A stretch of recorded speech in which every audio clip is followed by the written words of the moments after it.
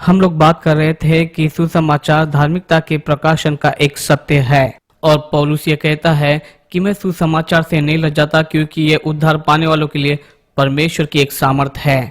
प्रभु का धन्यवाद। यहाँ पर विश्वासी है, वो कहता है कि पहले ये यहूदियों के लिए और फिर यूनानियों के लिए सुसमाचार में परमेश्वर की धार्मिकता प्रकट की गई है।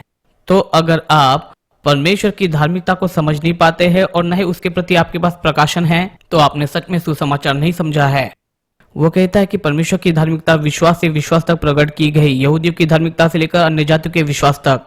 वो कहता है जैसा कि ये लिखा है, धर्मी जन विश्वास से जीवित रहेगा। प्रभु का धन्यवाद हो कि धार्मिकता सुसमाचार को क्रियाशील करती है और विश्वास के द्वारा हम लोग परमेश्वर की धार्मिकता में प्रवेश करते हैं। विश्वास के द्वारा परमेश्वर की सारी भली बातों में प्रवेश करते हैं, वो सारी भली बातें जो अनुग्रह के द्वारा हमें प्रदान की गई है।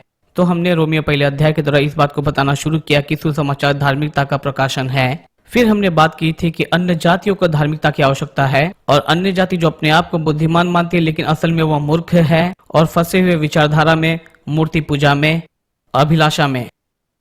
उसके पश्चात में हमने सारी अधार्मिक बातों के विषय में बात की और फिर रोमियो दूसरे अध्याय में हमने यहूदी के विषय में देखा। या कहे जाए तो धार्मिक लोग, सिर्फ अन्य जातियों को ही धार्मिकता की आवश्यकता नहीं है परंतु धार्मिक लोगों की भी आवश्यकता है। और यह कहता है रोमियो दूसरे अध्याय उसके 23वें वचन में, व्यवस्था के विषय में तो घमंड तो करता है लेकिन व्यवस्था न मानकर परमेश्वर का अनादर करता है। तो इसलिए हर किसी को धार्मिकता की आवश्यकता है, चाहे आप अन्य जाति या फिर धर्मी हो, हर किसी को धार्मिकता की आवश्यकता है। फिर रोमियो तीसरे अध्याय में वो कहता है कोई धर्मी नहीं, हाँ कोई भी धर्मी नहीं। फिर वो आगे बढ़कर इसके विषय में बात करता है कि किस प्रकार से यीशु मसीह हमारी धार्मिकता है। प्रभु का धन्यवाद। यीशु परमेश्वर की धार्मिकता है। जब हम यीशु पर विश्वास करते हैं हम उसमें परमेश्वर की धार्मिकता बनाए जाते हैं। आमीन। इसलिए मसीह में हम लोग परमेश्वर की धार्मिकता है और परमेश्वर ने यीशु को भेजा कि वो अपने धार्मिकता की घोषणा कर सके उन बीते हुए पापों के पश्चाताप के लिए, ताकि वो धर्मी ठहरे और जो यीशु पर विश्वास करते हैं वे लोग धार्मिकता को प्राप्त करें। तो जो भी यीशु मसीह पर विश्वास करता है वो परमेश्वर की धार्मिकता बन जाता है। यीशु परमेश्वर का स्तर है और जब आप यीशु पर विश्वास करते तो 100% धर्मी होते हैं और अगर आप यीशु पर विश्वास नहीं करते तो आप 100% अधर्मी व्यक्ति है। तो फिर आप या तो संत हो या फिर पापी हो परमेश्वर के दृष्टिकोण से। और परमेश्वर आपकी आत्मा में आप कैसे हो वो इस बात को देखता है। जो आपने किया उसके कारण नहीं, जिस पर आप विश्वास करते उसके कारण ग्रहण किए गए। और जब आप यीशु पर विश्वास करते तो आप परमेश्वर की धार्मिकता बनते हैं। और फिर वो आगे रोमियो चौथे अध्याय में कहता है कि इसी रीति से हम लोग धार्मिकता पाते हैं विश्वास के द्वारा, अनुग्रह से। वो दाऊद का उदाहरण देता है अनुग्रह के रूप में। क्यों? क्योंकि दाऊद को अनुग्रह की आवश्यकता थी। सबके धन्यवाद अनुग्रह के लिए। आमीन। मैं प्रभु के अनुग्रह के लिए धन्यवाद देता हूँ। प्रभु के अनुग्रह ने हमें बचाया, प्रभु के अनुग्रह ने हमें बदला। ये प्रभु का अनुग्रह है जो हमें सामर्थ्य देता है मसीह जीवन जीने के लिए। ये प्रभु का अनुग्रह है जो हमें नए जीवन की ओर ले जाता है। प्रभु का धन्यवाद। हम लोग यीशु के अनुग्रह, उसके ज्ञान में बढ़ते जा रहे हैं। परंतु ये सिर्फ अनुग्रह की नहीं लेकिन विश्वास की भी बात है। अब्राहम को विश्वास के रूप में इस्तेमाल किया गया। अब्राहम का इस्तेमाल विश्वास के रूप में इसलिए है क्योंकि अब्राहम को विश्वास की आवश्यकता थी। यहाँ पर एक ऐसा व्यक्ति जो 97 वर्ष का है, वो अभी भी परदेसी राजा को कहता है कि उसकी पत्नी उसकी बहन है। वो तो परदेसी राजा के शयन कक्ष से अपने बीवी को बचा के रखने की कोशिश कर रहा था। असल में वो डर में काम कर रहा था। डर और विश्वास अलग अलग है, परंतु हम विश्वास में कार्य करते हैं। सिद्ध प्रेम सब भय को निकाल देता है, बाइबल हमें बताती है। पहला यूहन्ना चौथे अध्याय में, गलातियों 5वां अध्याय हमें बताता है कि विश्वास प्रेम के द्वारा कार्य करता है। जब आप परमेश्वर के प्रेम को और उसकी भलाई को और उसके अनुग्रह को समझ जाते हैं, ये आपके विश्वास को क्रियाशील होने में मदद करेगा। ये आपके विश्वास को क्रियाशील करेगा। ऐसा यहाँ लिखा है, जैसा लिखा है गलातियों अध्याय 5 और वचन 6 में। ये कहता है कि ये खतना और खतना रहितों की में बात नहीं, कोई भी बात उपलब्ध कराती है। प्रेम से विश्वास कार्य करता है। आपने जो किया है उसके कारण है, लेकिन जिस पर आपने विश्वास किया उसके कारण है। और जब आप यीशु पर विश्वास करते हैं जो प्रभु का अनुग्रह है और वो सब बातों को बदलता है। फिर हमने बात की रोमियो 5वें अध्याय में कि कैसे पाप और मृत्यु के बारिश से कैसे बचे, अनुग्रह और धार्मिकता की बारिश के द्वारा। सच में पाप का हम पर राज्य था, परंतु अब यह हम पर कोई राज्य और शासन नहीं करता। हमारे प्रभु यीशु मसीह के द्वारा हमने जय पा ली है। मसीह के द्वारा हम लोग इस जीवन में राजा के समान राज करते हैं। हमारा शैतान के सारे कामों पर अधिकार है। यीशु के नाम में हमारे पास अधिकार है। धन्यवाद हो प्रभु का हमें अधिकार दिए गए। यूहन्ना पहला अध्याय उसके 12वें वचन में बाइबल हमें बताती है, जिन्होंने उसे ग्रहण किया उनको उसने परमेश्वर की संतान होने का हक, सामर्थ और अधिकार दिया। उनके लिए भी जिन्होंने उसके नाम पर विश्वास किया। जैसे ही आपने यीशु पर विश्वास किया, आप अधिकार में जन्म लेते हैं। धन्यवाद हो, आप सर्वसामर्थी परमेश्वर के बेटे और बेटियां हो। आप परमेश्वर की संतान हो, आप परमेश्वर का परिवार हो। यीशु ने कहा, जो कुछ भी तुम पिता से मेरे नाम से मांगोगे वो सब बातें तुम्हें वो देगा। आपको सामर्थ और अधिकार दिया गया है यीशु के नाम का इस्तेमाल करने का। और जब आप परमेश्वर के पास में यीशु के नाम का इस्तेमाल करते हुए आते हैं, ये मानो ऐसा है जैसे स्वयं यीशु मसीह आपके लिए परमेश्वर के सामने खड़ा है। जब आप इस बात को समझ जाते हैं कि इसी प्रकार से उसने आपको मसीह में बनाया है, परमेश्वर ने आपको यीशु की धार्मिकता बनाया है, आप प्रभु के सम्मुख निर्दोष खड़े रहेंगे और आपकी प्रार्थना सुनी जाएगी। जब आप इस बात को समझ जाएंगे तो आपके लिए कोई भी विश्वास की समस्या नहीं होगी। आमीन, हालेलुया। आपके जीवन में विश्वास को कार्य करने के लिए धार्मिकता एक नींव बन जाती है। क्या इसे समझ पा रहे हैं? अब हम थोड़ा आगे बढ़कर रोमियो 6, 7 और 8 को देखेंगे और हम इस बात को देखेंगे हम कैसे मसीह में एक जैवन जीवन को जी सकते हैं। तो इसलिए वो इस बात को रोमियो 6 अध्याय में कहता है, वो हमारे यीशु के साथ में उस परिचय के विषय में बोलता है। सब कहे मेरा यीशु के साथ मेल है। जब आप इस बात को समझ जाते हैं कि जब वो क्रूस पर चढ़ाया गया, मैं भी क्रूस पर चढ़ाया गया। जब वो मरा, मैं भी मरा। जब उसे गाड़ा गया, मैं भी गाड़ा गया। जब वो जीवित हुआ तो मैं भी जीवित हुआ। जब वो पुनरुत्थित हुआ, मैं भी पुनरुत्थित हुआ। जब वो बैठा तो मैं भी बैठा। जब उसने राज किया तो मैंने भी राज किया। तो पहचान के साथ भिन्न तरीके पाए जाते हैं जो हम लोग पाते हैं नए नियम की किताबों में। मैं मसीह के साथ में क्रूस पर चढ़ाया गया, मैं मारा गया, मैं मसीह के साथ में गाड़ा गया और मसीह के साथ में मैं जीवित भी उठा। मैं मसीह के साथ में जिलाया गया, मैं मसीह के साथ में राज किया और मैं मसीह के साथ में राज करता हूँ। प्रभु का धन्यवाद हो, हम यीशु के साथ राज करते हैं। हम मसीह यीशु में उसके साथ स्वर्गीय स्थान में बिठाए गए हैं। शैतान कहाँ है? वो हमारे पैरों के नीचे है, वहीं पर उसकी जगह है। आमीन। अब शैतान का हमारे ऊपर में कोई अधिकार या सामर्थ या कोई हक नहीं है। विश्वासी के नाते वो इस पापी संसार का एक स्वामी है, वो इस संसार के तंत्र का स्वामी है, परंतु वो हमारा परमेश्वर नहीं है। परमेश्वर परमेश्वर है और यीशु हमारा स्वामी है और हमारा शैतान के हर एक कामों पर अधिकार है। जानते हैं क्यों? क्योंकि हम लोग यीशु में परमेश्वर की धार्मिकता बनाए गए हैं। जब आप धार्मिकता को समझ जाते हैं तो आप शैतान के साथ में कैसे व्यवहार करते हैं इसमें बदलाव आता है। आप शैतान के साथ में अलग व्यवहार करने लगते हैं। जब आप धार्मिकता को समझ जाते हैं तो लोगों के साथ में आपका व्यवहार बदल जाता है। और जब आप धार्मिकता को समझ जाते हैं तो सबसे पहले आप परमेश्वर के साथ में अपने संबंध को समझ जाते हैं। और जब आप समझ जाते हैं आपका आनंद किसी की सिर के साथ में जुड़ा हुआ नहीं, लेकिन आपका आनंद परमेश्वर के साथ में जुड़ा हुआ है। परमेश्वर आपके विषय में भले विचार रखता है और वैसे विचार आपको अपने आप के विषय में रखना है जैसे प्रभु रखता है। ये परमेश्वर के साथ में और लोगों के साथ में आपके संबंध को बदल देता है और शैतान के साथ में भी इस संबंध को बदल देता है। आमीन। और ये सब बातों को बदलना शुरू कर देता है जब आप पहचान को समझना शुरू करते हैं। मेरे साथ कहे, मैं मसीह के साथ क्रूस पर चढ़ाया गया, मैं मसीह के साथ में मरा, मैं मसीह के साथ में गाड़ा गया था, मसीह के साथ में जिलाया गया, मसीह के साथ उठाया गया, मसीह के साथ में बैठाया गया और मैं मसीह के साथ राज करता हूँ। हम यीशु के साथ राज करते हैं, सारी प्रधानताओं पर, सारी सामर्थ पर और सारी शैतान की युक्तियों पर। धन्यवाद हो प्रभु का कि हम लोग अधिकार में जन्मे हैं, हम प्रभु के साथ में सही संबंध में हैं। और इसी विषय में वो रोमी 6 अध्याय में बात करता है। वो बात करता है पाप के लिए मरना। अगर आप जय में चलना चाहते हैं तो आपको इस बात को समझना होगा कि पाप का आपके ऊपर में कोई भी अधिकार नहीं है और आपको ऐसे जीना है जैसे कि आप बिल्कुल नए व्यक्ति हो। और पौलुस इसके विषय में कहता है और रोमी 6 अध्याय उसके पहले वचन में वो कहता है कि हम क्या कहे, क्या हम पाप करते रहे कि अनुग्रह बहुत हो जाए?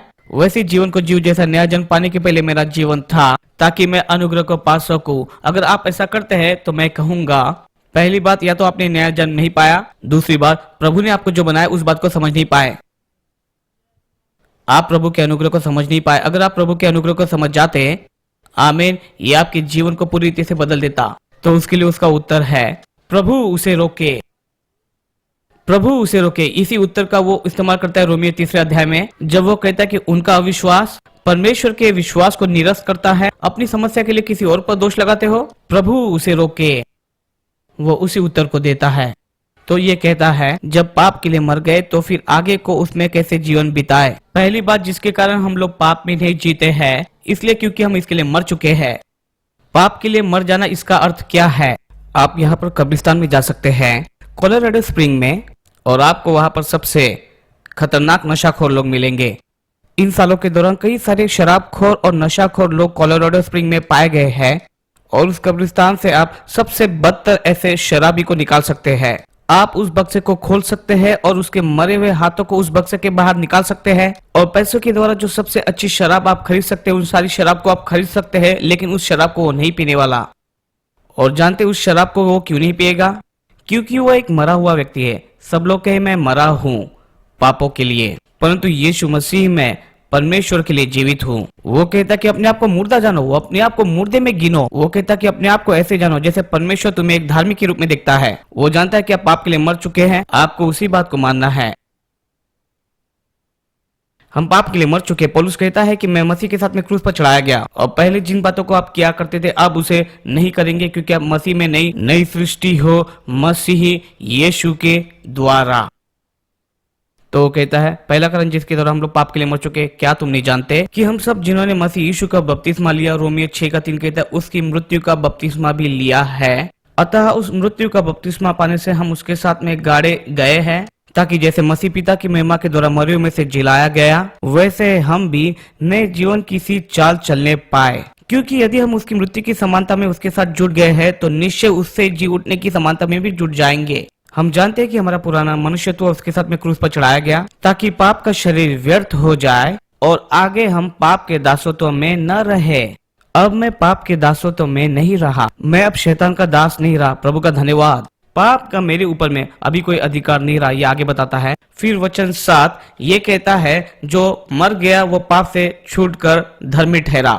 जिसे पुत्र ने स्वतंत्र किया है वो हमेशा के लिए स्वतंत्र है। तो हमारे पाप न करने का पहला कारण ये है कि हम पाप के लिए मर चुके हैं और दूसरा कारण ये है कि हम लोग पाप से स्वतंत्र हो चुके हैं। हम पाप के अधिकार से और पाप की सामर्थ्य से आजाद हो चुके हैं। यूहन्ना 8वें अध्याय में यीशु उन यहूदियों से बात कर रहे थे जो उन पर विश्वास किए थे और यीशु उनको इस बात को बताता है कि अगर तुम मेरे वचन में बने रहोगे तो सत्य को जानोगे और सत्य तुम्हें आजाद करेगा। उन्होंने कहा कि हम लोग कैसे स्वतंत्र हो गए? हम किसी मनुष्य के दासत्व में कभी नहीं रहे, हम अब्राहम की संतान है। और यीशु ने उनसे कहा जो कोई पाप करता है वो पाप का दास है। क्योंकि वो लोग व्यवस्था को जानते थे, इसलिए यीशु ने व्यवस्था का इस्तेमाल करके उन्हें बताया कि वे पाप से आजाद नहीं है, जैसे वो अपने आप को मानते थे कि वे पाप से आजाद है। लेकिन फिर वो आगे इस प्रकार से कहता है कि जिसे पुत्र ने स्वतंत्र किया वो हमेशा के लिए स्वतंत्र है। वो कहता है कि दास हमेशा घर में बंधा नहीं रहता है। दास के पास में अधिकार नहीं होता है कि वो अपने स्वामी के घर को देखे, परंतु पुत्र हमेशा बना रहता है। यीशु ने कहा कि मैं तुम्हें दासत्व में से निकालने के लिए आया हूँ ताकि तुम स्वतंत्र हो सको। मैं तुम्हें दासत्व में से निकाल कर पुत्र के अधिकार में रखने के लिए आया हूँ। क्योंकि वो बेटा घर में पैदा होता है, क्योंकि वो बेटा घर में पैदा हुआ है, पुत्र के पास में घर में रहने का अधिकार होता है। इससे कोई फर्क नहीं पड़ता कि उसने क्या किया। आपको दासत्व में से निकालकर पुत्रत्व में रखने के लिए आया। प्रभु का धन्यवाद। तो वो कहता है वो पहली बात जिसके द्वारा हम पाप में नहीं जीते हैं, हम पाप की सेवा नहीं करते क्योंकि हम लोग पाप के लिए मर चुके हैं। दूसरा कारण ये है हम आजाद है, इसलिए हम लोग पाप नहीं करते। मैं स्वतंत्र हूँ, पाप के लिए मर चुका हूँ पूरी रीति से। ठीक है, वो इस प्रकार से वचन 8 में कहता है इसलिए यदि मसीह के साथ मर गए तो हमारा विश्वास है कि उसके साथ जिएंगे भी। इसलिए तो हम लोग अपने कलीसिया में प्रचार करते हैं पाप मत करो। हम हमारे नए जीवन के विषय में प्रचार करते हैं। मेरे नया जन्म पाने के पहले जिस कलीसिया में मैं पला बड़ा था वे लोग प्रचार करते थे उद्धार पाओ, पाप मत करो, पश्चाताप करो, पाप मत करो, पाप मत करो, पश्चाताप करो, पाप मत करो, पाप मत करो, पाप मत करो, पश्चाताप मत करो। तो हमने क्या किया? हमने उद्धार पाया, पश्चाताप पाया और फिर जाकर पाप करने लगे। फिर वो आया, पश्चाताप किया, फिर जाकर पाप किया। यही तो वो सिखाते थे।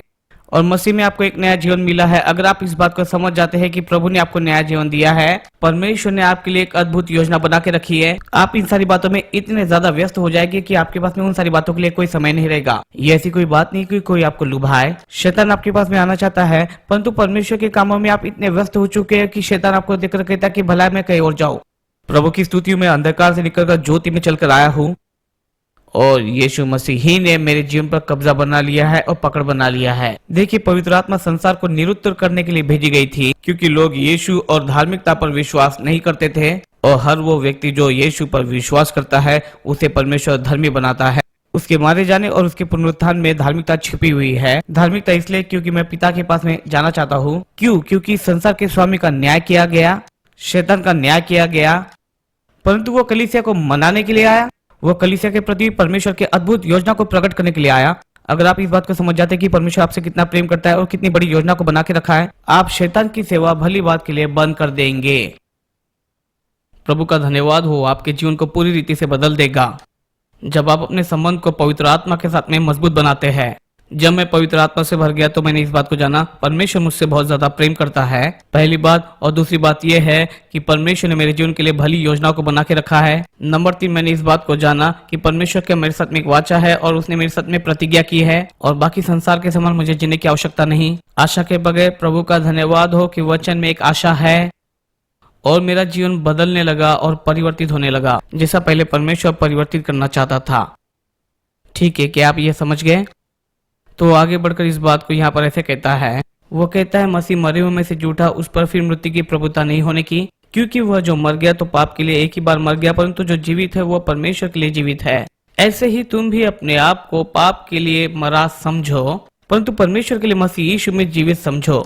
तो पाप नहीं करने का पहला कारण है हम पाप के लिए मर चुके हैं और हम उससे आजाद है। लेकिन ध्यान दे, वचन 12 से लेकर 14 तक में यहाँ पर वो क्या कहता है, इसलिए तुम्हारे, वचन 12 में समझा गया वो शब्दों कौन सा है, तुम। आपको इस बात को समझने की आवश्यकता है कि आप अधिकार वाले व्यक्ति हो, इसलिए पाप तुम तुम्हारे नश्वर शरीर में पाप की लालसाओं के अधीन न रहे और न अपने अंगों को अधर्म के हथियार होने के लिए पाप को सौंपो, पर अपने आप को मरे हुए में से जी उठा हुआ जानकर परमेश्वर को सौंपो, परंतु परमेश्वर के लिए अपने आप को सौंपो। जब पाप सामने आए समर्पण ना करें, आप खड़े हो जाए और प्रभु यीशु मसीह के नाम से उसके विरुद्ध में अधिकार ले ले। सही है। और जब धार्मिकता आपके सामने आ जाए, परमेश्वर की धार्मिकता के प्रति आप समर्पित हो जाए। हमारे पास में परमेश्वर की धार्मिकता है जो हमारे अंदर में रहती है। आमीन। इसी रीति से आप अपने जीवन के बदलाव को समझ पाते हैं। वो कहता है कि पर अपने आप को मरे हुए में से जी उठा हुआ जानकर परमेश्वर को सौंपो और अपने अंगों को धर्म के हथियार होने के लिए परमेश्वर को सौंपो, तब तुम पर पाप की प्रभुता न होगी, क्योंकि तुम व्यवस्था में नहीं लेकिन अनुग्रह में हो। प्रभु के अनुग्रह के लिए धन्यवाद। और अगर आपको कभी अनुग्रह के प्रकाशन की प्राप्ति होती है, शैतान फिर आपका कोई स्वामी नहीं रहता है, ना ही वो अधिकार जताता है। धन्यवाद हो प्रभु का, पाप का आपके उम्र में कोई प्रभाव नहीं। तीसरा कारण जिसके द्वारा हम लोग पाप नहीं करते वो ये है कि हमारा पाप पर अधिकार है। पहली बात, इसके लिए मर चुके। दूसरी बात, हम उससे आजाद हुए। तीसरी बात, हमारी इसके ऊपर में अधिकार है। ठीक है, वो आगे ऐसा कहता है। आने वाले कुछ वचनों से आप क्या बात समझ पाते हो, परंतु ध्यान दे वो क्या कहता है। और पाप से छुड़ाए जाकर धर्म के दास हो गए। पाप से आजाद हो गए, लेकिन परमेश्वर के धार्मिकता के आप दास बन गए। मैं तुम्हारी शारीरिक दुर्बलता के कारण मनुष्य की रीति पर कहता हूँ, जैसे तुमने अपने शरीर को कुकर्म के लिए, अशुद्धता के लिए खो दिया था, ऐसा पाप जो और पाप की ओर ले जाता है, वैसे ही अब अपने अंगों को पवित्रता के लिए धर्म के दास करके सौंप दो। इसलिए अपने शरीर को, अपने सिर को, अपने हाथ को, अपने पैर को, हर एक चीज को धार्मिकता के लिए सौंप दे। जानते हैं, आप एक विश्वासी हो, परमेश्वर की धार्मिकता हो। अगर आप किसी गलत जगह पर जाते हो और अगर आप गलत जगह पर वहां पर बैठे हो या न देखने वाली बात को आपने इंटरनेट पर देख लिया, गलत जानकारी को मौका देते घर बनाने का, और शायद कोई गलत परिणाम हो, हालांकि आपने नया जन्म पाया था और आपकी आत्मा वैसी ही शुद्ध है जैसे यीशु ने आपको दिया था, पर अभी भी मन और शरीर बाकी ही है और आप योग्य है। पाप एक भावुक बात है, पाप मूर्ख है, पाप मृत्यु को बनाती है। इस बात को हम लोग आगे देखेंगे उन सारी बातों पर। तो आपको इस बात को जानना है कि मैं सिर्फ एक आत्मा ही नहीं हूँ, मेरा एक शरीर है और मेरा एक मन है। मेरा एक मन है जिसमें मन, शांति और भावनाएं हैं। इसलिए परमेश्वर के वचन के द्वारा मुझे नया बनना है ताकि वो जो चाहता है वो मैं बन सकूं। अगर आप संसार की सुनते हैं तो वो कहेंगे कि आप अनियंत्रित जानवर हो, आप कुछ भी नहीं कर सकते अपने आप से। और आप संसार की नहीं सुनेंगे, आप कोई पागल कुत्ते नहीं हो, आप ऐसे कोई अनियंत्रित जानवर नहीं हो जो अपनी भावना और इच्छाओं पर नियंत्रण नहीं रखता। आमीन। आप प्रभु यीशु मसीह में परमेश्वर की धार्मिकता हो, आप परमेश्वर में एक नई सृष्टि हो। और जब आपने मसीह में अधिकार के साथ में जन्म लिया, आप यीशु के लहू के द्वारा शुद्ध किए गए। आपके पास मसीह का मन है, आप यीशु के लहू के द्वारा खरीदे गए हैं और आप सर्व सामर्थ्य परमेश्वर की संपत्ति है। आप जीवते परमेश्वर की कलीसिया है जिसे परमेश्वर ने अपने लहू से खरीदा है। कृपया आप इस बात को समझ जाए कि आप कौन है। जब आप इसे समझोगे तो आपका जीवन बदल जाएगा। जब हम इस बाइबल स्कूल में आपको सिखाते हैं, आप शैतान के समान जीवन नहीं बिताएंगे, आप बेहतर जीना शुरू करेंगे। ये एक प्रक्रिया है। देखिए, ये बात एक रात में नहीं होती, एक रात में आपकी आत्मा बदलती है। आपके दिमाग को जरूरत है। जिस संसार में आप रहते हो वो बहुत ही घिनौना और गंदा है। इस कारण अपने दिमाग पर काम करते रहे, निरंतर अपने दिमाग को वचन से धोते रहे। क्यों? जब आप इस बाइबल स्कूल के बाहर जाते हैं, रास्ते में आप किसी व्यक्ति को उस हालत में मिलते हैं, देखिए मेरे कहने का अर्थ यह है कि आप इस संसार में रहते हो और ये संसार पाप और शैतान के द्वारा दूषित हुआ है। इसलिए वचन में निरंतर आपके मन को नया बनाना है। जब आप घर जाते हैं, टीवी खोलते हैं, समाचार में आपको बेकार की बातों को देखने को मिलता है। देखिए, जो संसार आपको खिलाता है आप उसे नहीं खा सकते हैं। जैसे कि संसार में स्टॉक मार्केट या ऐसे और भी कई सारी अन्य बातें हैं, परंतु जो संसार कहता है मैं उस पर ध्यान नहीं दूंगा। मुझे पता है संसार में क्या चल रहा है। क्यों? क्योंकि मैं संसार में रहता हूँ, लेकिन उसी समय में मैं इसके द्वारा प्रभावित नहीं होने वाला। ये मेरी तरीके की कोई बात नहीं है। मैं तो ये वो स्थान नहीं जहाँ मैं जाने वाला, वो मेरा स्रोत नहीं है। मेरा स्रोत परमेश्वर का राज्य है। हालेलुया। मैं उस दिन हमारे चर्च के एडवाइजरी बोर्ड के मीटिंग में था और मैंने कहा कि हमें पैसे की घटी नहीं होगी। और कोई तो भी हमारे पास में आया और कहने लगा कि अभी भी कितनी बिल की राशि देनी है। इतना ही है, बैंक में पैसा है, मैं उसे चुकाऊंगा, हम इसे चुकाना चाहते हैं। मैंने कहा कि हम कैसे करेंगे? हमारे पास में करने के लिए बहुत सारे काम है, बहुत सारी तैयारी हमें करनी है। हम कई नए क्षेत्रों में जाने वाले हैं। प्रभु का धन्यवाद हो। हम लोग अपने नए ऑफिस को बना रहे हैं। वो चाहते थे कि ऊपर में ऑफिस बनाए। तब मुझे ये बात पता चली कि इसमें कोई बड़ी बात नहीं। मैं पहले से एक काम में व्यस्त था, इसमें कड़ी मेहनत थी। मैं इसके साथ में व्यवहार नहीं करना चाहता था क्योंकि ऑफिस में इतनी जगह नहीं थी। तो हम लोग पूर्वी दिशा में 5 ऑफिस के कार्यालय को बना रहे हैं, बढ़त के लिए तैयार हो रहे हैं। आप कहेंगे इसकी आवश्यकता क्या है? हमें और अधिक काम वाले लोगों की आवश्यकता है क्योंकि बढ़ती आ रही है यीशु के नाम से। लेकिन मैं इस बात पर ध्यान नहीं दे रहा हूं। मैं तो वहां पर सिर्फ लीगल एडवाइजरी बोर्ड की मीटिंग में बैठकर कुछ अगुओं के साथ में समय बिता रहा था। ये आर्थिक व्यवस्था तो ऐसी ही है। ये मेरी आर्थिक व्यवस्था नहीं है, ये मेरा स्रोत नहीं है और न ही मैं इस बात पर ध्यान देता हूं क्योंकि ये तो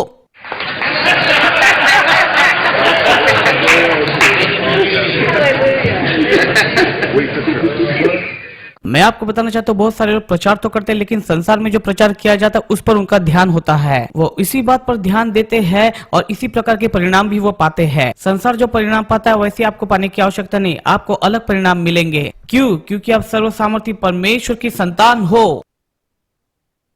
पिछली बार मैंने जांचा था, उसकी अच्छी कीमत थी। मेरी बात समझ पा रहे हैं?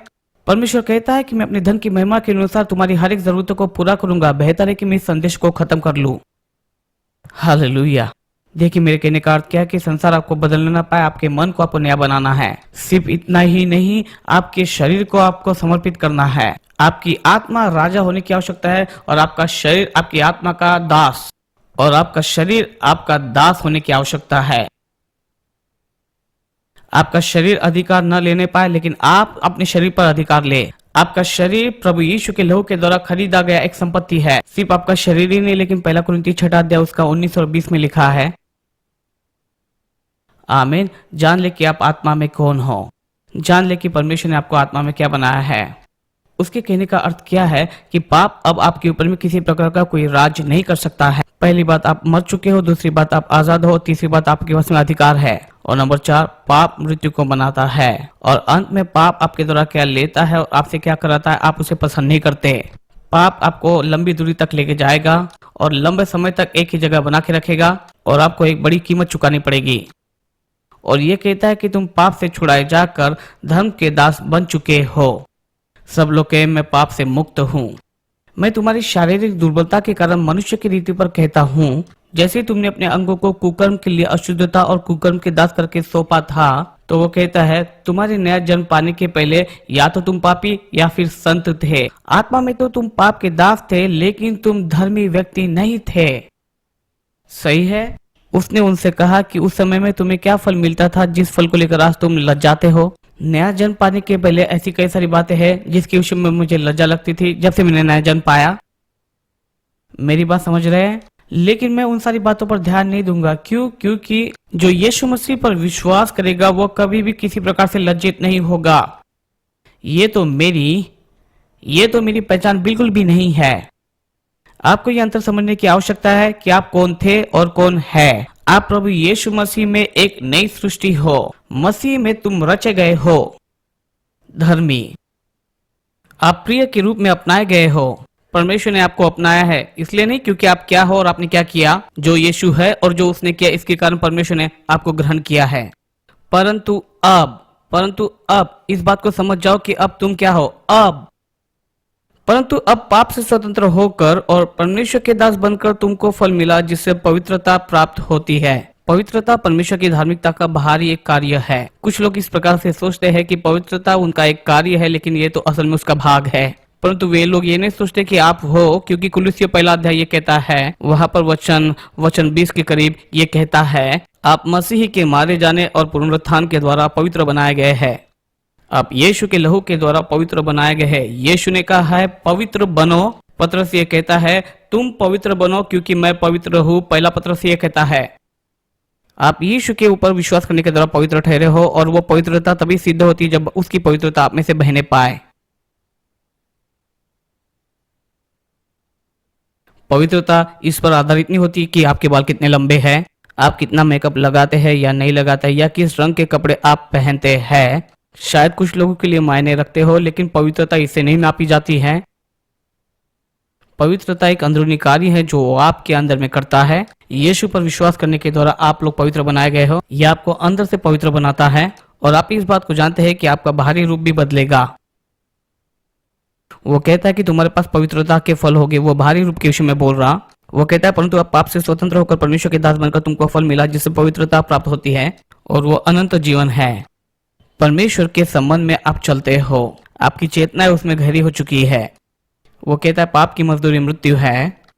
पाप की मजदूरी मृत्यु है। अगर आप निरंतर उन सभी बातों को करना जो आप करना चाहते थे, और पुरानी जगहों पर जाना, और फिर आप सोचते कि आप ये नहीं कर पाएंगे, पाप की मजदूरी तो आप एक ऐसे फल को पाएंगे जिसकी आप अपेक्षा नहीं करते, और वो मृत्यु है। तो पाप न करने के 4 मुख्य कारण हैं।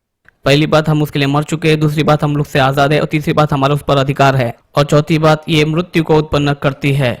और शैतान चोरी करने, घात करने और नाश करने के लिए आता है, परंतु यीशु जीवन देने के लिए आता है। वो है बहुतायत का जीवन, और वो जो जीवन होता है वो संपूर्ण होता है और आजादी का होता है। प्रभु का धन्यवाद। मैं तुम्हें अनंत जीवन देना चाहता हूँ। परंतु परमेश्वर का वरदान, हर कोई कहे परमेश्वर का वरदान अनंत जीवन है। उसका धन्यवाद। मैंने उस वरदान को प्राप्त कर लिया है, धार्मिकता का, और मैंने अनंत जीवन का वरदान पा लिया है। मेरा परमेश्वर के साथ में संबंध है जो मेरे लिए खरीदा गया था प्रभु यीशु मसीह के द्वारा। तो वो जय में रहने के विषय में आपको बताता है। पहली बात कि आपके पास में नई पहचान है। दूसरी बात, और वो कौन सी बात है जो आप चाहते हैं, क्यों पाप में आप और अधिक रहना नहीं चाहते, क्योंकि अंततः ये आपको मारता है। सही है। परंतु वो सिर्फ इतना ही नहीं कहता, सिर्फ पाप ही आपको नहीं मारता है। और रोमियो 7वां अध्याय ये कहता है कि व्यवस्था तुम्हें मार डालेगी, व्यवस्था मार डालेगी। और यही बात तो वो, आइए हम देखते हैं अध्याय 7 में उन सारे वचनों को। वो कहता है भाइयों तुम नहीं जानते।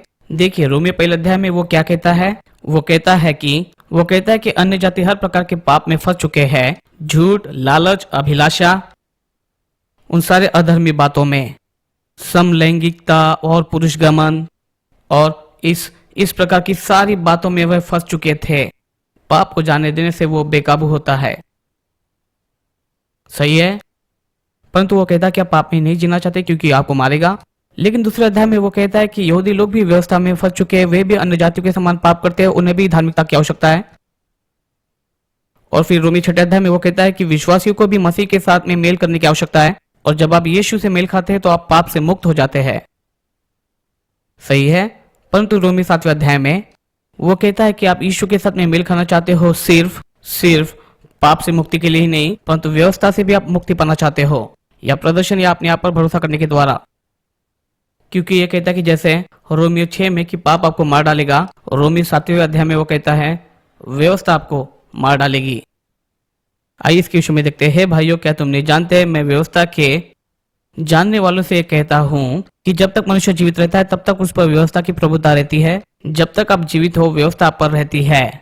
अगर आज मैं मुख्य मार्ग पर जाकर 80 की रफ्तार से गाड़ी चलाऊं और वह मुझे एक टिकट दे और कहे या तो कोर्ट में आना पड़ेगा या फिर दंड को चुकाओ, और मैं कोर्ट में जाना पसंद करता हूं, और कोर्ट की तारीख के दरमियान मेरी मृत्यु हो जाए, परमेश्वर बचाए, देखिए, इस बात का मात्र मैं उदाहरण दे रहा हूँ। मैं ये नहीं कहता हूँ कि आज मैं जाकर ऐसी गाड़ी चलाऊंगा या ये करूंगा या वो करूंगा। ठीक है, परंतु अगर आपने अगर ऐसा किया है और कोर्ट की तारीख के दरमियान आप मर जाते हैं तो क्या होता है? जब वे कोर्ट में जाएंगे तो कानून का आप पर में कोई भी अधिकार नहीं होगा। वे आपको खोज नहीं पाएंगे। वे इसलिए नहीं खोज पाएंगे क्योंकि आप एक मरे हुए व्यक्ति हो। आप मसीह के साथ में क्रूस पर चढ़ाए गए। आप मर चुके हो और व्यवस्था की पकड़ तब तक बनी रहती है जब तक आप जीवित हो। अगर मेरे पास में चालान कटा है तब भी, या फिर मान लो मैंने किसी की हत्या कर दी है और मान लो बेल लेकर मैं जेल के बाहर निकल आया और उन लोगों ने मानो जैसे मैं कोर्ट में गया और फिर मैंने कहा कि मैं निर्दोष हूं, तो उन लोगों ने कहा कि अगली सुनवाई। अगर मान लो अगली सुनवाई के दौरान अगर मैं मर जाऊं, अगली सुनवाई के पहले दिन वे मुझे जेल में नहीं डाल सकते। क्यों? क्योंकि मैं मरा व्यक्ति हूं। जब तक मनुष्य जीवित रहता है व्यवस्था उस पर बनी रहती है, क्योंकि विवाहिता स्त्री व्यवस्था के अनुसार अपने पति के जीते जी उससे बंधी है। परंतु यदि पति मर जाए तो वह पति की व्यवस्था से छूट गई। जैसे मेरे पत्नी और मैंने वाचा बांधी थी। ये विवाह और तलाक के विषय में बात नहीं कर रहा, ये उसके विषय में नहीं है, तो इसमें आप गड़बड़ी में न पड़ जाए। ठीक है, पौलुस इसके विषय में दूसरी जगह लिखता है, लेकिन यहाँ पर व्यवस्था और अनुग्रह है। वो यीशु के साथ में संबंध के विषय में बोल रहा है, इसलिए वो इसका उदाहरण दे रहा है। इसलिए जब मेरा और मेरी पत्नी का विवाह हुआ, हमने वाचा बांधी और हमने कहा मृत्यु तक हम साथ में रहेंगे, मृत्यु तक साथ में रहेंगे। और इसलिए अपनी वाचाओं को हम विश्वास के साथ में एक साथ बांधते हैं। जब तक हम लोग जीवित रहते हैं तब तक मैं अपने आप को तुम्हारे प्रति वफादार और ईमानदार रखूंगा। लेकिन अगर मैं मर जाऊं तो मेरी पत्नी जो हमने वाचा बांधी थी उसके साथ बंधी नहीं है। सही है, तो ध्यान दीजिए वो क्या कहता है। अगर पति मर जाए तो पति की व्यवस्था से छूट गई। इसलिए यदि पति के जीते जी वह किसी और पुरुष की हो जाए तो वो व्यभिचारिणी कहलाएगी। इसलिए अगर हम विवाहित हैं और वो जाकर किसी और पुरुष के साथ में विवाह कर ले, वो व्यभिचारिणी कहलाई जाएगी। सही है, परंतु अगर पति मर जाए वो व्यवस्था से मुक्त है और जिस किसी भी पुरुष के साथ में विवाह करना चाहती वो कर सकती है। वैसे ही है मेरे भाइयों, तुम भी मसीह की देह के द्वारा व्यवस्था के लिए मरे हुए बन चुके हो। जब यीशु मरे तो आप सिर्फ पाप के लिए ही नहीं मरे परंतु व्यवस्था के लिए मरे, क्योंकि व्यवस्था की आप पर पकड़ थी जब तक आप जीवित थे। लेकिन आप मसीह के साथ में मर चुके, आप मसीह में व्यवस्था के लिए मर चुके। व्यवस्था आपके द्वारा कुछ करवाना चाहती थी जिसे आप बिल्कुल कर नहीं सकते थे, और इसे न करने का कारण यह है कि क्योंकि आपके अंदर में इसे करने की कोई भी सामर्थ्य नहीं थी। सही है, मेगन यहाँ पर आओ। मेगन यहाँ पर है, वो मसीह में बहुत ही सुंदर है और मैं चाहता हूँ कि इस समय में कोई एक जवान भाई जो कि अच्छा दिखता हो सामने आ जाए। विवाहित नहीं लेकिन अविवाहित, कोई तो भी आगे आ जाए, जल्दी से कोई तो भी आ जाए। यहाँ पर एक भाई है जो आगे में बैठा है। क्या तुम विवाहित हो? हाँ विवाहित है। कौन अविवाहित है? मुझे किसी को चुनने दे। ठीक है, कौन अविवाहित है? कौन है? ठीक है, कोई तो भी वहां से पीछे से आ रहा है। ठीक है, तो हम लोग क्या करेंगे? हाँ हाँ, हम लोग दोनों का इस्तेमाल करेंगे। ठीक है, तो पहले मैं तुम्हारा इस्तेमाल करूंगा। ठीक है, तो हम लोग ऐसा कहेंगे कि मेगन और ट्रेविड का विवाह होता है और मैं आपको बताना चाहता हूँ कि सारे ईसाई ऐसा सोचते हैं कि जब उनका विवाह हो जाता है वे सोचते हैं सब कुछ हंसी खुशी होगा, कोई परेशानी नहीं होगी, लेकिन असलियत ये नहीं है। हम सभी जानते हैं कि पिल्ले का प्रेम कुत्ते की ओर ले जाता है। ठीक है, तो वे एक दूसरे को जानते हैं, फिर वो एक दूसरे के साथ में विवाह कर लेते हैं। जब उनका विवाह होता है तो अचानक से वे फिर हनीमून के लिए जाते हैं और फिर वे लौट कर आते हैं हनीमून से। और फिर मेगन का जिस प्रकार के घर में पालन पोषण हुआ था वो मानो ऐसा था, इससे कोई फर्क नहीं पड़ता है, जीवन तो जीना ही है, यहाँ पर थोड़ी धूल पड़ी है, वहां पर थोड़ी धूल पड़ी है। परंतु ट्रेवर वो ऐसे घर में रहा करता था जहाँ उसकी माँ परफेक्ट थी और उन्होंने दरवाजे पर एक तख्ती टांग के रखा था, वहां लिखा था जूते बाहर रखो, बिल्कुल दरवाजे के पास। और फिर मेगन वो मानो जैसे कि स्पेगेटी खाती थी और फिर बर्गर खाते थे और फिर पापाया खाते थे। आप जानते हैं जो कुछ भी उन्हें अच्छा लगता था वो खाते थे। लेकिन ट्रेवर्ड वो तो ऐसे घर में रहते थे जहां पर वो खाते थे रिब आई, स्टेक, बैम, रिब, सैमन। हाँ, मुझे नहीं पता कि वो इस स्तर में आता है कि नहीं, मुझे नहीं पता। हालेलुया, मुझे नहीं लगता कि वो इसके योग्य है। प्रभु की महिमा हो। वे फ्राइड चिकन खाया करते थे और मानो लगभग हर दिन वो अच्छा खाना खाया करते थे, हर रात को अच्छा खाते थे। और फिर उनका विवाह हुआ और फिर वे हनीमून से लौट कर आए। फिर अचानक से वो घर लौट कर आए और उसने अपने जूते, जानते हैं जैसे कि लेकिन उसने परवाह नहीं की। जैसे उसने अपने जूते बाहर रखे, लेकिन उसके जूते अभी भी वो पहने रखी थी और वे अंदर में वहां पर आए और उसने फिर स्पैगेटी बनाई और फिर उसने पूछा कि ये स्पैगेटी क्या है। हम कभी भी स्पैगेटी नहीं खाते हैं। तो उसने कहा कि लेकिन हमारे घर में तो हम लोग रिब एंड स्टेक खाते हैं। हमारे साथ ये सब बातें होते हैं, इसलिए वो घर आती है और कुछ रिब एंड स्टेक्स को खरीदती है, लेकिन वो उसको खरीदने के लिए पैसा नहीं देता है, वो अपने पैसे से खरीदती है। तो फिर वो बनाती है रिब एंड स्टेक्स को और फिर अच्छे से खाता है रिब एंड स्टेक को और फिर बाद में उसे पता चलता है कि अभी बर्तन बाकी है, वो अभी गंदे हैं। तो वो कहता है कि हाँ ये देखो अभी भी बर्तन बाकी है, देखो बर्तन तो बढ़ते जा रहे हैं और देखो किचन भी गंदा होते जा रहा है। तो वो हर दिन घर में आती है, रिब एंड स्टेक को पकाती है, वो अच्छे से खाता है और फिर बर्तन को भी साफ करती है और बाकी सारे कामों को भी करती। और बाद में पता चलता है कि उसने साफ सफाई नहीं की, इसलिए कहता है कि हाँ नहीं देखो यहाँ पर थोड़ा कचरा पड़ा है, इस कोने में जाकर वहां पर उसको साफ करो। यही तो व्यवस्था है और व्यवस्था के साथ में विवाह करने से ऐसा ही होता है और आप व्यवस्था के द्वारा किसी को भी प्रसन्न नहीं कर सकते हैं। और फिर इसलिए अगले दिन वो रिब एंड स्टेक बनाती है, फिर बर्तन धोती है, बर्तन धोने के बाद वो साफ सफाई करती है, परंतु टॉयलेट तो अभी भी गंदा है। आप जानते हैं टॉयलेट के लिए कौन जिम्मेदार है और सारी स्त्रियां इसमें सहमत है। हालेलुया, प्रभु की महिमा हो। मेरी पत्नी कहती है कि उस लीड को नीचे डालो, ये बहुत ही बुरा दिखता है, लेकिन मेरे माँ ने कहा ऊपर रखो क्योंकि ये गंदा होता है। लेकिन मैं तुम्हें बताता, तुम मेरे घर में रहती हो, तुम मेरी माँ नहीं हो, इसलिए तुम बेहतर है नीचे रखो।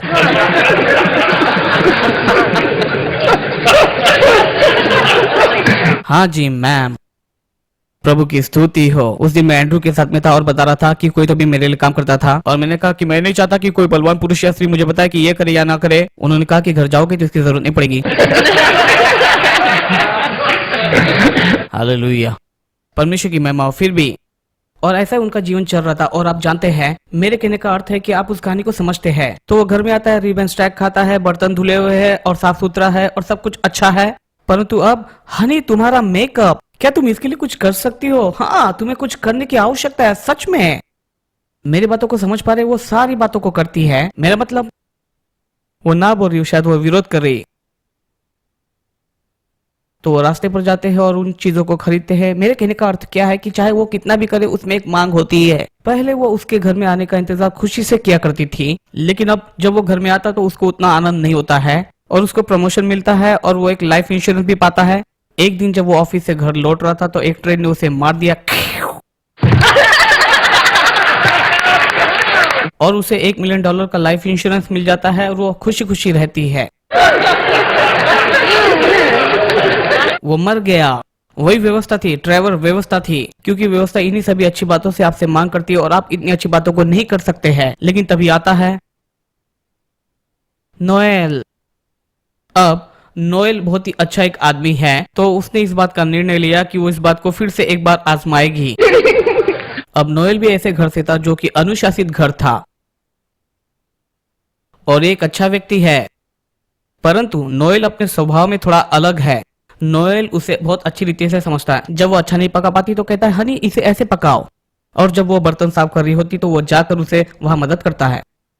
और आप जानते हैं कि वो तो उसे साफ सफाई करने के लिए भी मदद करने के लिए आगे दौड़ता था। और अब जानते हैं कि उस व्यवस्था के पहले और वो मेगन से कहता था कि तुम कितनी खूबसूरत हो, मैं तुमसे बहुत प्रेम करता हूँ। और जितना ज्यादा नोएल उसे बताता था उतना ही ज्यादा मैगन और सुंदर होती चली गई और जो कुछ भी वो कर सकती थी उससे और बेहतर करने लगी। क्यों? तो वो पहले से और भी अच्छी रीति से क्यों करने लगी। और इस कहानी का ये सारांश है कि ड्राइवर जो था वो एक व्यवस्था थी और नोएल जो है यीशु है। तो व्यवस्था आपसे उन्हीं बातों की मांग करते हैं जिन बातों को आप कर नहीं पाते हैं, और जितना ज्यादा कोशिश करते हैं उतने ही असफल हो जाते हैं, और जितना असफल होते हैं उतना आप प्रयास करते हैं और आखिरकार ये आपको मार देता है। लेकिन फिर यीशु सामने आते हैं और फिर यीशु, असलियत तो यह है कि व्यवस्था नहीं मरी थी, वो तो अभी जीवित है। जब तक मनुष्य जीवित रहता है तब तक व्यवस्था की उस पर सामर्थ होती है, परंतु सत्य यह है कि जब यीशु मसीह उस कलवरी क्रूस पर हमारे लिए मारे गए, जब आपने यीशु मसीह पर विश्वास किया कि यीशु आपके लिए क्रूस पर मारे गए, आप भी यीशु के साथ में उस क्रूस पर मारे गए। हालांकि व्यवस्था अब भी जीवित है, थोड़ा खड़े हो जाओ, व्यवस्था जीवित है और व्यवस्था में सामर्थ है। अब व्यवस्था की आपके ऊपर में कोई सामर्थ नहीं है। क्यों? क्योंकि आप यीशु मसीह में हो, आप यीशु मसीह में छिपे हुए हो और आप यीशु मसीह में नई सृष्टि मसीह बन जाते हैं। और जब आप यीशु के साथ में मरते हैं और अब आप व्यवस्था के लिए मर चुके, आप सिर्फ पाप के लिए ही नहीं मर चुके हैं, आप व्यवस्था के लिए मर चुके। तो जब आप व्यवस्था के लिए मर चुके और पाप के लिए मर चुके हैं तो अब हम मसीह में बिल्कुल एक नए व्यक्तित्व बन जाते हैं। जब तक वो व्यक्ति जीवित है तब तक व्यवस्था उसके ऊपर में कोई अधिकार नहीं जता सकती। क्या ये बात आपको समझ में आई? बहुत बहुत धन्यवाद आपका, आप लोगों ने अच्छा काम किया, बहुत अच्छे। तो यही तो उस कहानी का सारांश है। तो हम सिर्फ पाप के लिए ही नहीं लेकिन व्यवस्था के लिए भी हम लोग मर चुके हैं। पौलुस इस प्रकार से रोमियो 7वें अध्याय में ये कहता है और वो उस मनुष्य के विषय में बात करता है जो व्यवस्था में रहता है। तो वो यहाँ पर साधारण मसीह अनुभव के विषय में बात नहीं कर रहा, वो यहाँ पर व्यवस्था के विषय में बात कर रहा है। वो कैसे था वो इसके विषय में बात कर रहा है। यीशु मसीह को पाने के पहले और कितने लोगों को पता है कि धर्म आपको नाश कर देता है। ईसाइयों को मारने के लिए वो मार्ग में जा रहा था और उसकी मुलाकात यीशु के साथ में वहां पर होती है और यीशु जब उसको मिलने के लिए आता है तो उसका जीवन पूर्ण रीति से बदल जाता है। लेकिन रोमियो 7वें अध्याय में वो यहाँ पर क्या कहता है, हम इस बात को ध्यान से देखेंगे। कई सारे लोग इसका प्रचार करना नहीं चाहते। इस प्रकार से वो वचन 14 में कहता है, हम जानते हैं कि व्यवस्था तो आत्मिक है लेकिन समस्या तो मेरे साथ में है। मैं शारीरिक हूँ और पाप के हाथों बिका हुआ हूँ, मैं पाप का दास हूँ। वो पुराने मनुष्यत्व के विषय में बात कर रहा है। आप कौन थे उसके विषय में बात कर रहा है, आपके नया जन्म पाने के पहले। वो यहाँ पर सामान्य मसीह अनुभव के विषय में बात नहीं कर रहा। एक धार्मिक व्यक्ति के रूप में वो अपने अनुभव को यहाँ पर बांट रहा। जो मैं करता हूँ उसको मैं नहीं जानता हूँ, जो मैं चाहता हूँ वो नहीं किया करता, जिसे मुझे घृणाती वही करता हूँ। ये कोई सामान्य मसीह अनुभव नहीं है। ये वो व्यक्ति है जो व्यवस्था की मानसिकता के साथ में जीवन बिताता है और यही तो व्यवस्था करती है, ये आपको मार देती है। फिर वो कहता है कि अब मैं ये जानता हूँ, वो कहता है यदि जो मैं नहीं चाहता वही करता हूँ तो मैं मान लेता हूँ कि व्यवस्था भली है। तो ऐसी दशा में उसका करने वाला मैं नहीं वरन पाप जो मुझ में बसा हुआ है। क्योंकि मैं जानता हूँ मुझ में अर्थात शरीर में कोई अच्छी वस्तु वास नहीं करती। इच्छा तो मुझ में है, इस बात की करने की इच्छा तो मुझ में है, परंतु भले काम मुझसे बन नहीं पड़ते हैं। फिर आगे में वो यहाँ पर कुछ बातों को इस प्रकार से लिखता है। तो वो इस प्रकार से वचन 24 में कहता है, मैं कैसा अभागा मनुष्य हूँ, कौन मुझे इस मृत्यु की देह से छुड़ाने पाएगा। मैं किस प्रकार से इस पुराने मनुष्यत्व से छुटकारा पा सकता हूँ। वो कहता है, मैं परमेश्वर पिता को प्रभु यीशु मसीह के द्वारा धन्यवाद देता हूँ। मैं मसीह में एक नए जीवन को प्राप्त करता हूँ। मैं मसीह में एक नई सृष्टि बन गया हूँ। मैंने मसीह में एक नई आत्मा को पाया हूँ। मैं एक नया व्यक्तित्व बन गया हूँ। और फिर वो आगे रोमियो 8वें अध्याय में इस बात को बताता है। वो एक विश्वासी होने के नाते हमारे जय के सच्चे स्रोत के विषय में बोलता है जो कि आत्मा का एक जीवन है। और रोमियो की किताब में सिर्फ 4 बार ही पवित्र आत्मा का जिक्र किया गया है, रोमियो 8वें अध्याय के पहले। और फिर रोमियो 8वें अध्याय में वो इस आत्मा का जिक्र करीबन 20 बार करता है। दरअसल जब हमने एंड्रू ममक के बाइबल स्कूल को शुरू किया था, माफ करना बाइबल स्टडी को, करीबन 33 साल पहले मेरी माँ ने कुछ इस प्रकार कहा, हमें चर्च को खोलने की आवश्यकता है, उस चर्च का नाम रखना चाहिए रोमियो 8वां अध्याय। और उन्होंने ऐसा कहा। वो इस प्रकार कहता है कि अब उन पर कोई दंड की आज्ञा नहीं है, जो प्रभु यीशु मसीह में है उन पर किसी भी प्रकार का कोई दंड नहीं है, क्योंकि जीवन की आत्मा की व्यवस्था ने मसीह यीशु में मुझे पाप की और मृत्यु की व्यवस्था से मुझे स्वतंत्र कर दिया है। जिस बात को व्यवस्था नहीं कर पाई, जो शरीर के द्वारा कमजोर हो चुकी थी, परमेश्वर अपने स्वयं के पुत्र को एक पाप में शरीर के स्वभाव में भेजता है और पाप के लिए वो उस पर पाप की ताड़ना डालता है, ताकि हमारे अंदर में व्यवस्था की धार्मिकता हमारे द्वारा पूर्ण की जाए, जो शरीर के पीछे नहीं दौड़ता है परंतु आत्मा के पीछे दौड़ता है। तो वो यहाँ पर क्या कह रहा है, वो यहाँ पर नई सृष्टि के व्यवस्था की में बता रहा है। प्रभु का धन्यवाद, मैं प्रभु यीशु में मसीह की एक नई सृष्टि हूँ। और ये सब बातें मैं नहीं कर रहा हूँ, लेकिन ये मसीह की आत्मा है जिसने मेरी आत्मा में अपने घर को बना लिया और इसने सब कुछ बदल दिया। फिर वो आगे 5वें और 6वें वचन में कहता है, और वो हमें इस प्रकार से बताता है नई सृष्टि की जो एक मानसिकता होती है उसके विषय में, क्योंकि जो शरीर की बातों पर मन लगाते हैं वो लोग शारीरिक बातों को करते हैं, परंतु जो आत्मा पर और आत्मिक बातों पर ध्यान लगाते हैं, शरीर पर मन लगाना तो मृत्यु है। इसका अर्थ होता है कि पुराने मनुष्य के समान जीवन जीना और वैसा ही स्वभाव रखना उस व्यवस्था के अनुसार, क्योंकि सिर्फ संसार ही मन में शारीरिक नहीं है। बहुत सारी कलीसिया भी शारीरिक बातों पर मन लगाती है। व्यवस्था यानी शारीरिक बातों की मानसिकता है। शरीर पर मन लगाना तो मृत्यु है। शरीर पर मन लगाना तो मानो शरीर वो मांस और मृत्यु है। कार्ने असाडे, क्या कभी आपने इसे खाया है? कार्ने असाडे मुझे अच्छा लगता है, किसी को मैक्सिकन फूड बहुत ही अच्छा लगता है। हालेलुया। ठीक है, वो आपके शरीर के विषय में कहता है आपका शरीर आप पर राज न करने पाए। आप 5 ज्ञानेंद्रियों के द्वारा दबाए नहीं जा सकते हो। आत्मा को आपके ऊपर में राज करने की आवश्यकता है, लेकिन आत्मा को राज करने के लिए आत्मिक मन के होना है, ये आत्मा में शांति है। यीशु ने कहा, जिन शब्दों को मैं तुम्हें बताता हूँ ये है यूहन्ना 6 अध्याय उसके 63वीं आयत में, वे आत्मा और आपके लिए जीवन है। वचन के अनुसार मन लगाना यानी आत्मा के अनुसार मन लगाना है, क्योंकि शरीर पर मन लगाना तो परमेश्वर से बैर रखना है। वचन 7 में ऐसा लिखा है, क्योंकि न तो परमेश्वर की व्यवस्था के अधीन है और न ही ये हो सकता है।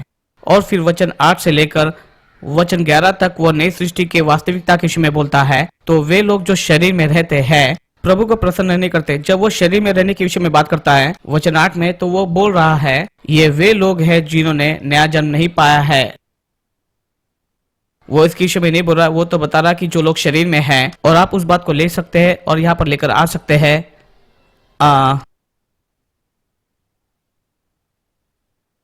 रोमियो 7वें अध्याय के साथ, और आप देख सकते हैं कि वो उस व्यक्ति के विषय में बोल रहा है जिन्होंने नया जन्म नहीं पाया है। और इसलिए वो कहता है जो शरीर में है वो प्रभु को प्रसन्न नहीं कर सकते। परंतु तुम शरीर में नहीं हो, वचन 9 में, परंतु आत्मा में हो।